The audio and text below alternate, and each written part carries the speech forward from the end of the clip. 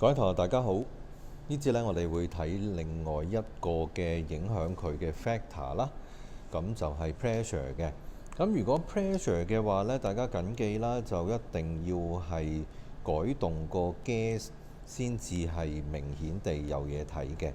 咁即係話咧，如果 pressure 呢一個 factor 要真正嘅實行咧，咁要係全部 gas 啦，或者座底有一兩隻係 gas 咧，咁先至有意思嘅。好啦，假設咧，我哋就有個 initial concentration 啦。咁而呢個 initial concentration 假設係 A、B 同埋細 c。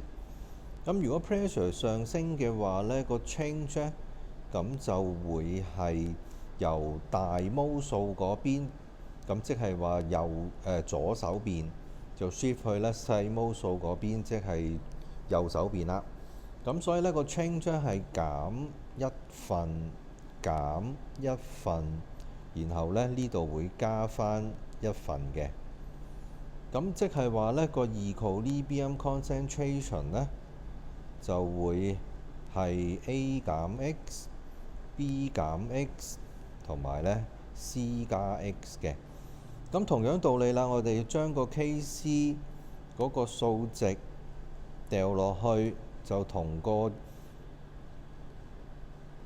expression 形成一個嘅關係，solve 翻個 equation 或者係 quadratic equation， 咁你就可以揾到呢嗰個 x 係幾多啦。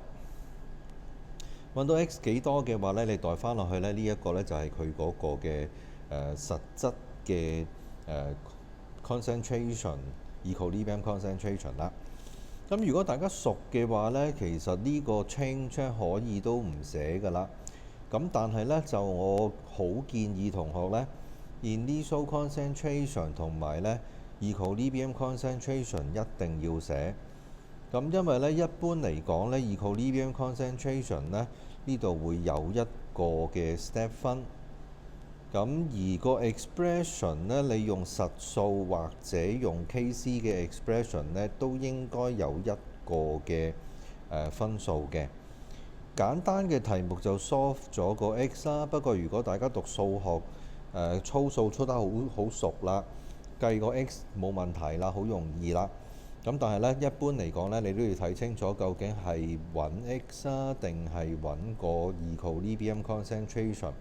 咁有啲同學呢，就揾到 x 之後太開心啦，就忘記咗呢，你要代翻落去揾翻個 equilibrium concentration 嘅。咁呢啲呢，都係一啲 common mistake 嚟㗎。咁大家記住啦，就列個 table 非常重要。拜拜。